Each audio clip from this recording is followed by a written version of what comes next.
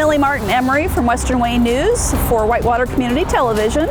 We're here at the Golay Community Center in Cambridge City, going to talk to some voters today and find out what they're thinking about the election.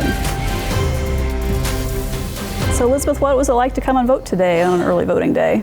I thought it was just fine. I normally early vote. Okay, and why do you do that?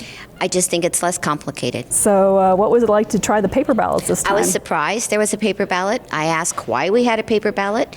The judge told me, I don't know, we had them in the spring, and I thought it was just fine. And did anything really drive you to come out to vote this year? Any issues that you're concerned about? I just think you should vote, and most of the time I vote.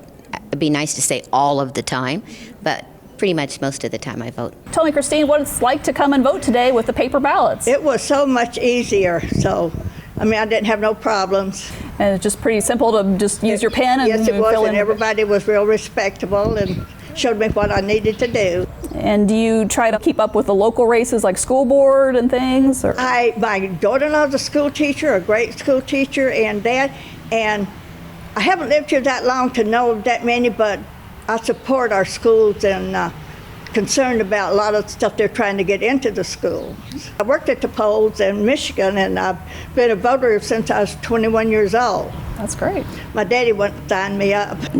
That's great. Well, you got your vote, I voted today Yep, sticker on very proudly. Is there anything you want to say about the paper ballots this time and being new for some folks who've never voted with the paper ballot before? Well, the only thing, not so much about the paper ballots. I think our voters, like having that physical ballot in their hand and being able to review it before they actually scan it. But I just want to remind the voters that, in this election, in the general election, they have the option to vote straight party ticket. And if they do vote straight party ticket, then they have to vote for school board, the public question, the judges' retention questions separately. So that is the only thing. It won't pick those races up. But once they scan it into the scanner, it won't accept it. It will tell the voter, you didn't vote in these races, and it will identify those races. So then they have a chance to go back and fill in those boxes if they want to, or if they don't want to vote for those races, they're not required to for their straight party ticket to count. We've kind of went back old school with the paper ballots, but we also have welcomed new technology with the scanners, how it checks the ballot and gives you that option to go ahead.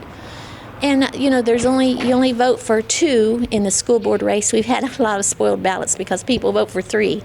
So again, it's just always a courtesy reminder to read the ballot. People just vote, and they need to read to see how many candidates that they can vote for. All right, well, thank you, Debbie. We're glad we ran into you today, Yeah. and thanks for stopping by. Well, thanks for giving me this opportunity. I just hope that if anyone has any questions, they're welcome to call my office at 973-9304.